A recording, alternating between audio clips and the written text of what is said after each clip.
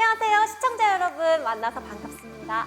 짜잔! 대한민국 시장 군수구청장 협의회 유튜브 채널입니다. 저는 재미없는 정책 이야기의 진행을 맡은 배우 이선재입니다. 네, 오늘 첫 시간으로 기관 구성 형태의 다양화에 대해서 알아보도록 하겠습니다. 네, 뭔가 벌써 재미가 없어 보이지만 재미가 있을 예정이니까요. 한번 가봅시다. 네, 오늘 첫 시간으로 정책협력국장님 김하경 국장님 모시고 이야기 들어보도록 하겠습니다. 국장님 안녕하세요. 네, 안녕하십니까. 네, 안녕하세요. 대한민국 시장군수구청장 협의회 정책협력국장 김하경입니다. 국장님 안녕하세요. 반갑습니다. 네, 자 오늘 나눌 이야기는 기관 구성 형태 다양화인데요. 국장님 이게 제목만 갖고는 무슨 이야기인지 토통 모르겠어요. 이게 무슨 의미인가요? 네, 마침 저희 협의회에서 얼마 전에 지방자치단체 기관 구성 다양화에 대한 리포트를 써냈습니다. 오늘 이 리포트를 보면서 외국의 사례는 어떻고 또 이것을 최근에 다루고 있는 행정안전부의 방안은 무엇인지, 그리고 행정안전부 방안의 문제점은 무엇인지를 말씀드리도록 하겠습니다. 네, 그렇다면 제가 또 감사히 잘 들어보도록 하겠습니다.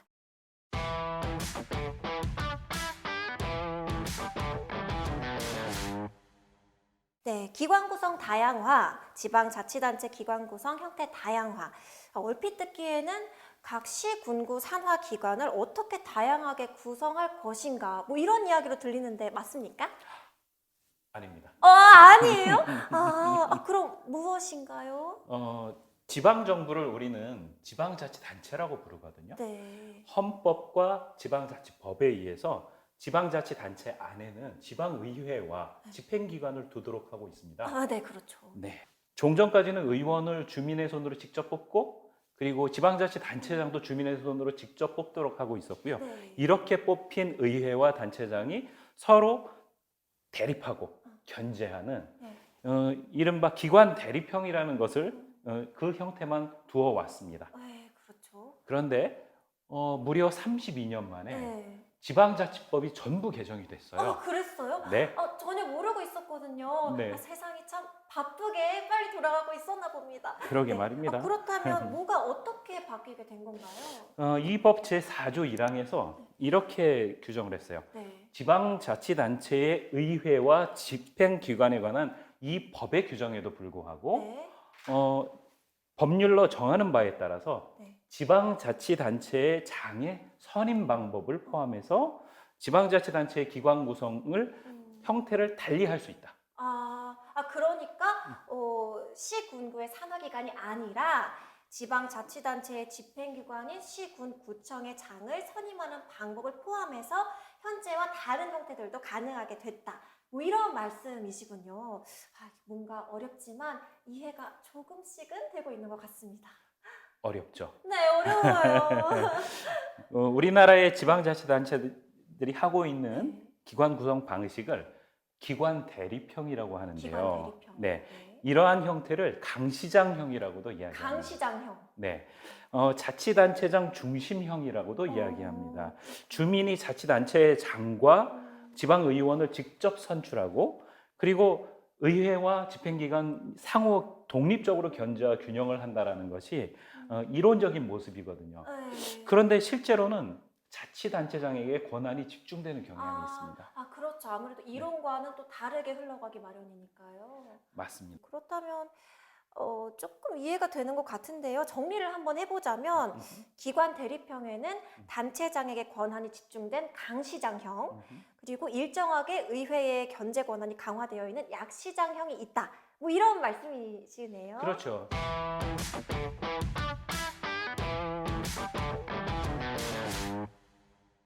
제가 강시장형을 설명을 드렸는데 벌써 약시장형을 지금 예상을 하고 계세요. 네. 바로 같은 기관 대립형이지만은 일본의 경우, 일본은 우리가 가장 전형적인 중앙정부의 모습은 의원내각제예요. 의원내각제. 그런데 일본은 지방정부를 구성할 때는 좀 다른 형태를 하고 있어요. 의원들은 선거에 의해서 선출하고, 그 다음에 단체장도 선거에 의해서 선출해서 기관 대립형이에요. 그런데 문제는 고위공직자에 대한 인사권, 그 다음에 행정운영에 대한 감독권, 단체장 해임 건의권, 이런 것들을 두어서 단체장에 대한 지방의회의 견제 권한을 강화시킨 거죠. 그래서 이거를 방금 전에 우리 진행자께서 예상하신 것처럼 네. 강시장형의 또 다른 형태 약시장형이라는 약시장형이요. 게 네. 있는 거예요. 네. 네, 그렇다면 기관 대립형이 있다면 또 다른 형태는 어떤 것이 있을까요? 어떤 것이 있을까요? 혹시 짐작이 되세요? 글쎄요. 뭔가 대립형의 반대니까 공존형일까요? 와, 천재. 맞았어요? 네. 어, 각각 뽑아서 둘 다 두니까 네. 대립형이죠. 네. 그런데 그냥 의원만 주민이 직접 선출해서 의회에서 입법기관과 집행기관의 역할을 둘 다 한꺼번에 수행하는 형태가 있어요. 네.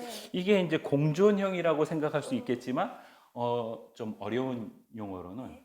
기관 통합형이라고 이야기합니다. 기관 통합형이요? 네, 근데 이런 모습은 중앙정부 차원에서는 의원 내각제라고 또 하지 않습니까? 맞습니다. 네, 그 일본의 경우를 얘기하면서 네. 제가 의원 내각제라는 얘기를 했었는데 네. 의원 내각제와 같이 지방의회 역시도 지방의회 내에서 자치단체의 장이나 또 리더를 선출하는 그리고 또 이 사람이 위원 중에서 집행부의 부서의 장을 맡을 사람을 선출해서 일종의 내각을 구성하고 네. 그 다음에 집행권을 행사하는 리더 내각형 리더 내각형. 형이라고도 얘기합니다. 네. 그리고 미국과 영국의 일부 지역에서 선택하고 있는 형태가 있는데요. 네.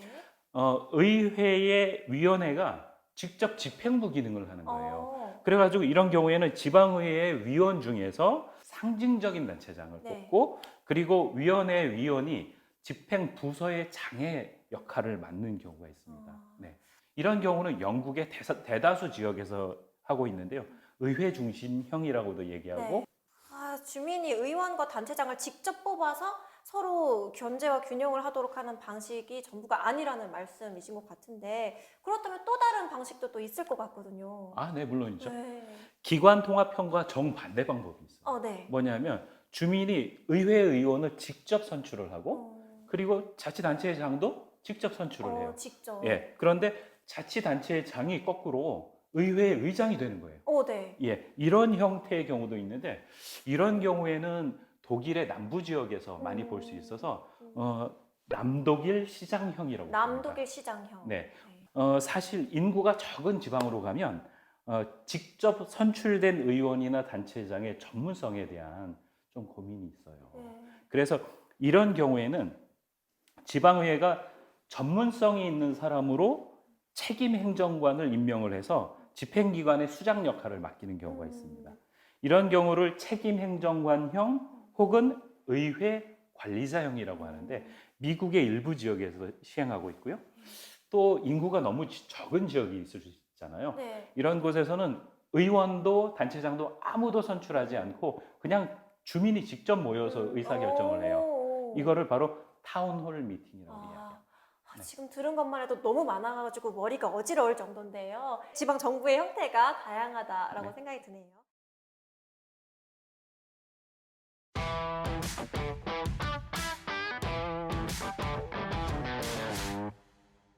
생각해보면 또 각 형태마다 장단점이 분명히 있을 텐데요.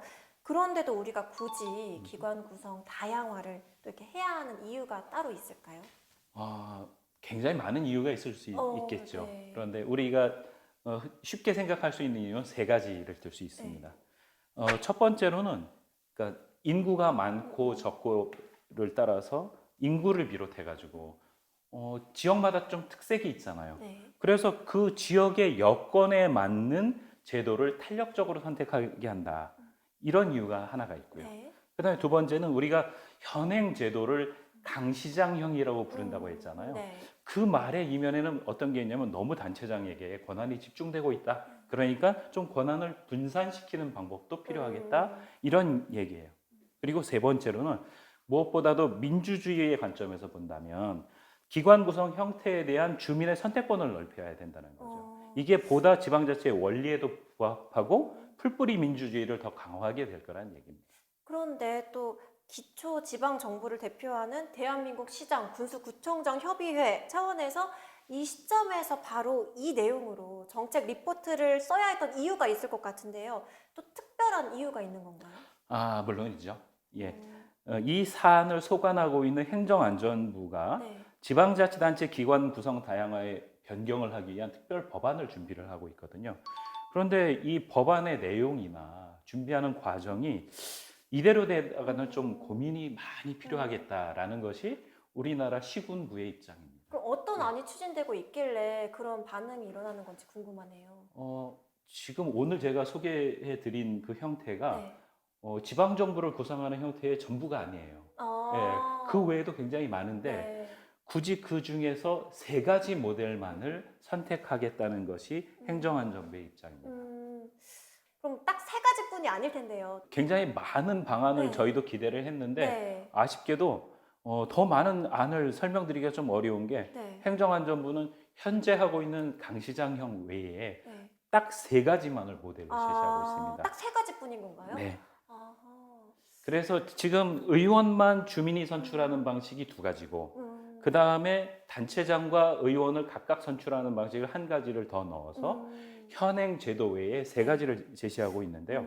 네, 그 내용을 좀 보면은 의원만 주민이 직접 선출하고 단체장은 주민이 선출하지 않는 방법 중에 1가지는 뭐냐면 지방의회가 자치단체장이 되고자 하는, 그러니까 그런 것에 지원한 사람, 물론 그 사람은 의원이 아닌 거예요. 의원이 아닌 사람 중에서 내가 단체장이 되겠습니다 하고 지원서를 낸 사람, 이 지원서를 낸 사람 중에서 자치단체장을 뽑는 방식, 아까 제가 설명드렸던 책임행정관형, 의회 리더형이라고 하는 형태죠. 그리고 이제 또 하나는 뭐냐면 지방의회가 그 지방의원 가운데서 단체장과 집행위원을 선출하는 거죠. 이게 뭐냐면 리더 내각형이라고 했던 네. 영국에서 네. 했다고 하는 그 방법이고요. 그리고 이제 3번째 모델은 단체장과 의회 의원을 직접 선출을 다 하는데 단체장의 권한을 의회가 상당히 많이 견제하도록 하는, 그래서 권한을 분산하는 형태의 자치단체장 권한 분산형, 이른바 약시장형이 그겁니다. 네, 그럼 여러 가지 다양한 방안 가운데에서 단 3가지만 법에 넣기로 한다면 얼핏 듣더라도 그 주민의 선택권이나 지역의 특성에 맞는 다양한 형태를 선택하게 한다. 그런 취지랑은 계속 멀어지는 게 아닌가라는 생각이 드는데요. 물론이죠. 네. 저희도 기본 취지에는 공감을 합니다만 자치단체장의 간선제 네. 또는 자치단체장의 권한 축소에만 너무 치중되어서 민주주의 기본 정신이나 지방자치 정신에 부합하지 않는다는 비판을 하게 됩니다. 주민의 선택의 범위를 다양하게 하고 그 다음에 확대할 필요가 있는 거죠. 또 무엇보다 오늘 그 기관 구성 다양화라는 말씀을 처음 들어보시는 시청자들이 많을 것 같은데요. 기관 구성 다양화라는 말씀을 진짜 오늘 이 방송을 통해서 처음 들어보실 거예요. 네. 그렇죠? 그런 분들이 너무 많은데 이렇게 국민들이 알지도 못하고 공감대가 형성되어 있지 않고 또 논의의 공론화 과정을 거치지 않은 상황에서 법제화를 서두를 필요가 없다는 거죠. 네. 그렇죠.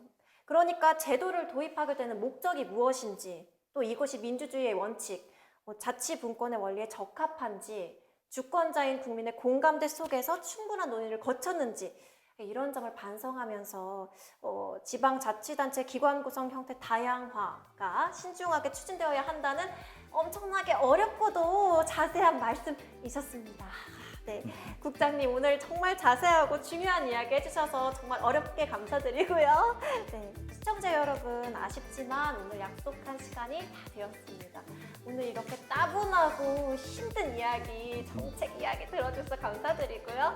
네, 다음에도 재미없지만 재미가 계속 있어지는 그런 똑똑한 매력의 정책 이야기로 다시 찾아뵙도록 하겠습니다. 네, 그러면 다음 회에 다시 만나요. 네. 감사합니다. 감사합니다.